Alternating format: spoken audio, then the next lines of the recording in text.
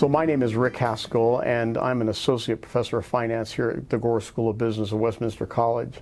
I'm also the director for the Center for Financial Wellness, and the Business Certificate Series courses are ones that some years ago I envisioned us putting together as maybe the highest and best use of a business school. As we began to do these, the first series that we realized we needed to tackle was the accounting series. And so I'm here today with Jennifer Harrison. Jennifer is one of our accounting professors, has been with the college for 18 plus or minus years. But maybe more importantly, Jennifer is one of the ones that I reach out to whenever I have an accounting question, because she knows her stuff. And Jennifer and I have now had the opportunity to work together for 11 years. A few years. It's been a minute. That surprises me, 11 years. Yep. Well, thank you for being with me today. And thank you for being part of this program. Mm-hmm. You bet. We've talked for a long time about the massive online open course and technology and education. And everybody understands that education just becomes more and more technology driven. Yep. But we haven't developed the skill sets to utilize it well yet. And that's part of what I like about what we're doing with the Business Certificate Series. We're not creating something that's going to go out to the masses. We're creating something that might be used by a relatively limited number of people to deliver to them things they need. Some skills. Some skills. Very basics. Yeah. Not a PhD, not even a bachelor's degree, but some skills. So, you know, when you and I first started talking about the Business Certificate Series, and we conceptualized, okay, so there should be an introduction to accounting class, a introduction to finance, investments, and tax, and I hope it'll go further than that at some point. But at this point, it's still there in that little space, right? But having worked with now 8 or 9 students, helping to take material you put together, material I put together, and then they've put together a tremendous amount of material on their own, I think we can proudly say this is now largely a series designed by students for students. Cool. And I would take it and say designed by learners for learners, because they're not. I mean, I think we're trying to get outside of the traditional student mold. Well, and that's the big thing. That's the big thing around all of this. Yeah, right. Getting outside of the traditional mold, and people are learners, and that's part of why I really appreciate getting involved with these other online courses that I've done, is because that is the focus. It's not really, yeah, I'm teaching you skill, I'm teaching you accounting, but I'm really teaching you how to learn. Right. Well, I also think that in the material you've put together for the Introduction to Accounting course, we're also introducing people that need to understand something of accounting. Yeah.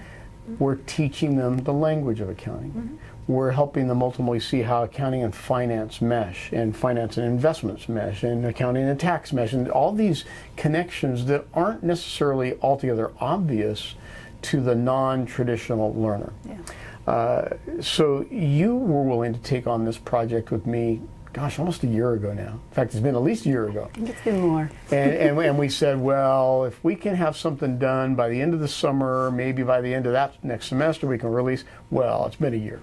Yeah. And we're right on the edge of this. Why did you want to get involved in that? I mean, you've got more than enough going on.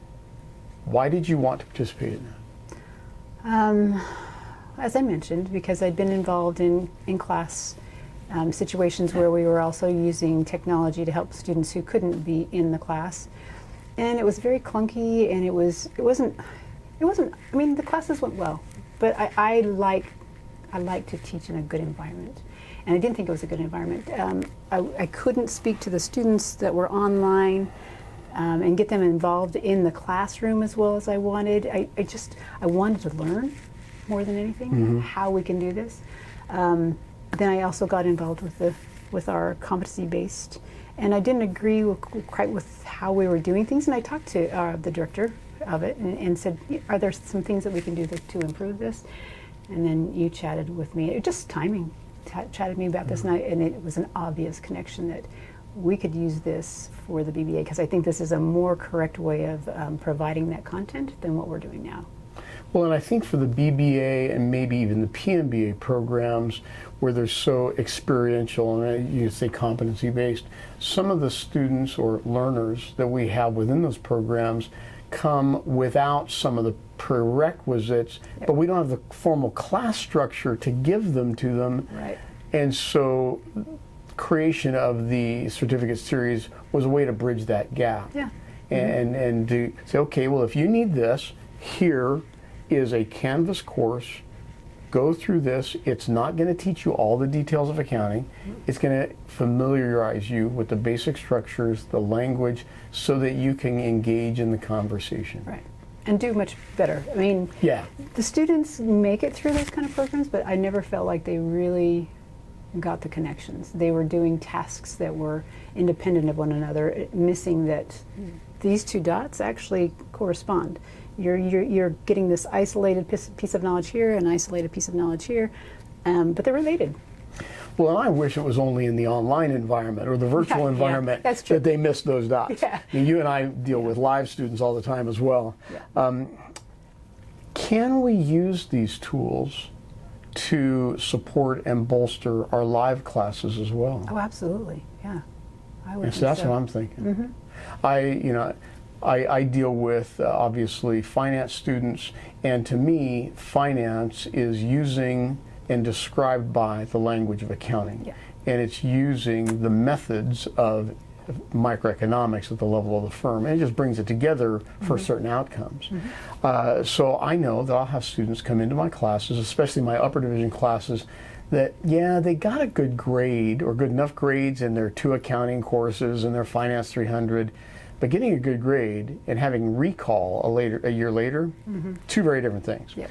So one of my motivations has been to say, okay, here is a tool.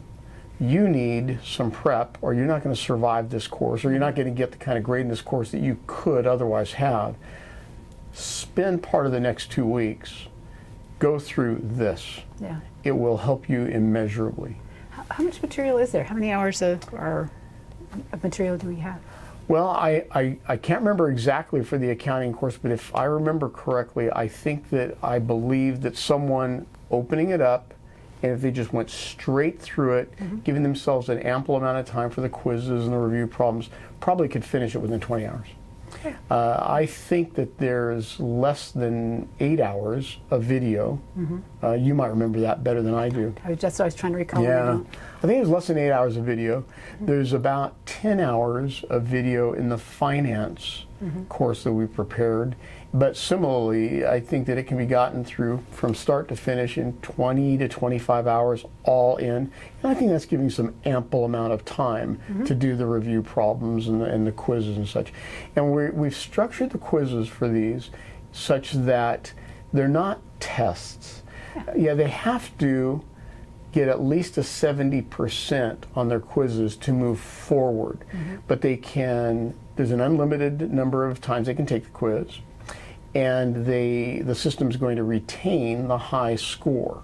So as soon as they hit that 70% mark, they're then allowed to move on, and that the score for the quiz isn't persistent for a grade or something. I mean, they get a certificate out of this. The score for the review problem does become persistent. The review problem is one where they have one shot. Well, we say they have one shot. You're gonna realize it's actually not quite that. But we say it's one shot. They open the review problem. It's not timed. They can be working on it for as long as they need to at their pace, because all of this, as you know, is at the student's Their pace, pace. yeah. In fact, I've tried to make them asynchronous, autonomous, and self-paced. We'll see how well we've done with that. But if somebody submits a review problem and does all the work with that, it's then going to be reviewed by one of the instructors, and that may be you or me. It's more likely one of the student instructors. And if they met the mark for the 70%, they're good to go. They've got that certificate, that part of the series. If they're not good to go, then that student or whoever has reviewed that, the instructor, will go ahead and respond to them and give them some input as to what was off the mark, what they needed to improve, and give them a chance to resubmit. So I say they have one shot. What we really want is for them to learn. Yeah. The quizzes are not tests, they're learning experiences. In fact, in some of the cases in the finance series, there's new information that's introduced in the quizzes purposely. So that particular question isn't even scored. So we've tried to make these sequential.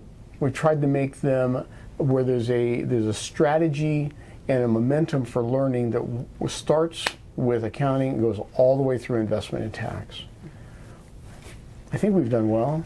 You've helped us do well. Yeah, well, I think it's great because another thing you mentioned that I think it's really good is that it ties the different disciplines, which appear as different disciplines together, and you realize the commonalities between the information. Even though we use different language, we use different terms for the exact same thing, it brings that together.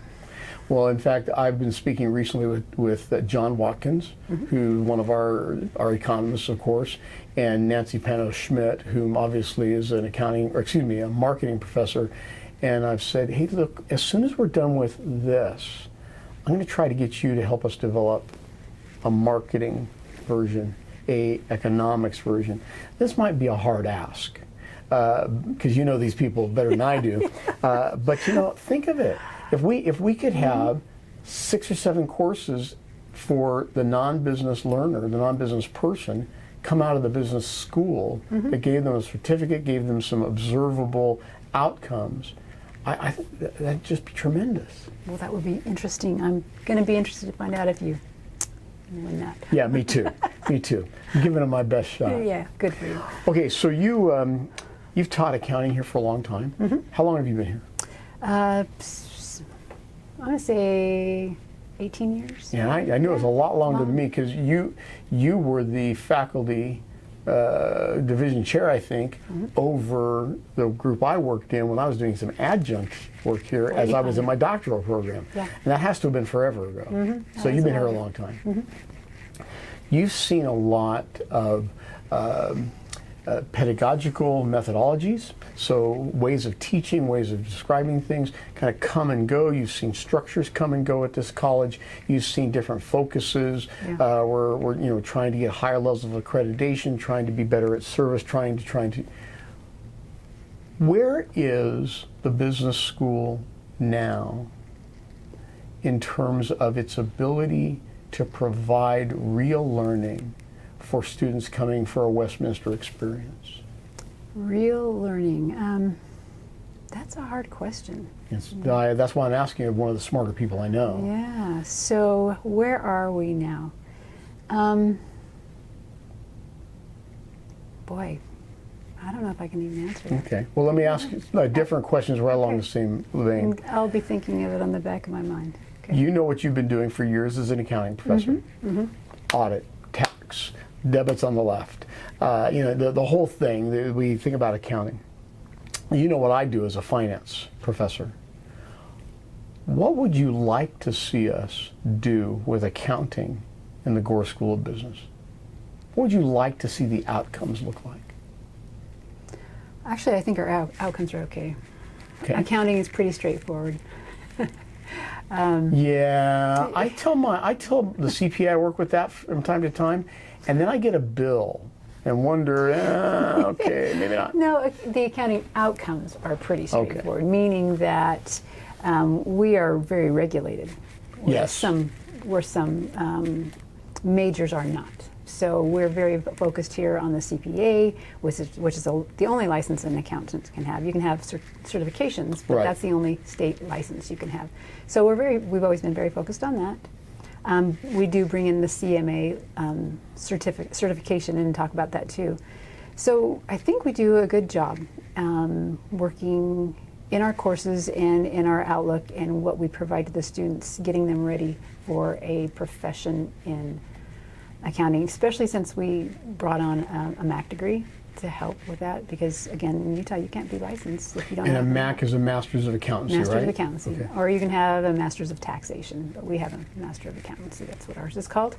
So I think we're doing a good job in that. What I have tried to change personally through the years as I've been an instructor is do less and less of the teaching in the classroom and lead my students to learn. which It's hard. really hard to do. I've not figured that out yet. Yeah, and I try. Yeah, and so you do different things. You know, you make up different cases. You provide them with a little bit of information, then you change it on them and ask them how that changes their answer. You just do a lot of things, but that's been my focus, and folks here at Westminster are very open to that. I think it's kind of experiential kind of learning. It's not something new. As a matter of fact, you've been involved with what's the course you guys do that you were involved in? Business 101? Business 101. Yeah. So we same kind of concept. Right. Why did we do that? Well, we do that, of course, so that we can give our brand new incoming students kind of a survey experience of business. But why in that methodology? Because we want them to have a foundation. Right. We want them to start to learn a language. We know some of them don't go on to business. Oh yeah, I know. But you did it also in that methodology to give them a real life experience. Yes. You didn't have them just sit down and crack some books and then write you some letters Right. for the writing side of it. You put together a course that emulates a business. We certainly try. Makes money. They have to make decisions. Yeah. And we did one other thing with that, and we're talking about Business 101, which is a learning community. Learning community. Thank you. Learning community. That's the word I was thinking of. So it's a learning community that anybody coming into the Gore School of Business must go through in order to kind of like our gateway course.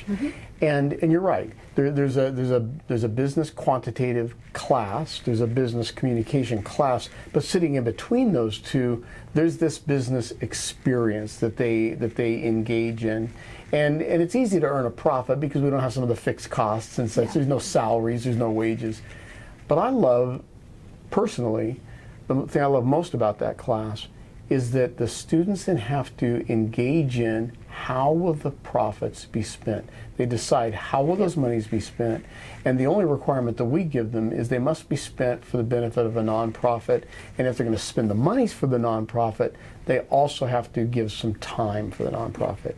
I think it gives us an opportunity to cement why, as a business school, we belong in what is otherwise thought of as a liberal arts college. I mean, you and I both know this is a comprehensive college, but people don't really, they're not as familiar with that term. Yeah. And so I like that. I like that course for that, if nothing else. Yeah, I like the practical, I like the applied, I'm all about application. But one of the most important applications is thinking about, okay, what becomes our social opportunity, our social responsibility? Yeah. So, Business Certificate Series. We build this as something for our students that maybe aren't business students. We build it as something for the non-business learner that wants to understand something about business, and as something that if you did go to college or didn't, but need to have a better grasp of the language of business, you can take advantage of. So regardless of all of that, why does this series become important to the non-business student? Why should a non-business student engage in this course, or this series of courses leading to the certificate? That's going to be personal for each, but I would think simply because, well, the information you're providing, the skills we're providing are, they're universal. They're just needed, not even in a business, just for your own, for your family, for you personally. So in that sense, it's just good, almost common sense knowledge that we seem to not have anymore. Yeah, not all that common, right? Yeah. Yeah. That I like, and then also just like you said, the language. A lot of times talking to a business person is the barrier is just what the heck are they saying? What are they saying? It's the terminology. It seems intimidating until you realize no, it's not. It's just some words. That's They're exactly just right. words. Yeah. It's just some words. Just some words. That if you don't know what they mean, are easy to be intimidated by. Yeah, because we like to use multi-syllable words. We don't. Yeah. So we use big words that intimidate. And I think if people get over that hurdle, they'll realize there's a lot of knowledge here, and there's a lot of things that I can do with this. I think that was the most attractive things to me about this, and I think that's why. I think that's why people will be well benefited from participating. Well, I can't tell you how appreciative I am that you were willing to do this. Yeah. I approached you at a point where you had one or two other things to do. I knew that you're a little bit protective of your time when you think you can be, and I knew it was a long shot. And you jumped in, you got this all done, as we've been developing some of the other courses in the series as well. And I appreciate your willingness to do that. Not a problem. It was fun. Well, we'll see. You say was. I think we're not done. It is fun. It is It's fun. fun, That's yeah. right. My name is Rick Haskell, and I'd like to thank you for watching this video as part of the Bill and Vive Gore School of Business's Business Certificate Series. I'm a finance professor in the business school, where I'm also the director for the college's Center for Financial Wellness. The Business Certificate Series is offered through the Center as part of our outreach through the Gore School of Business. You can follow us on social media through Westminster's Instagram, YouTube, LinkedIn, or Facebook pages. You can use the QR codes provided or simply go to these websites. Thank you.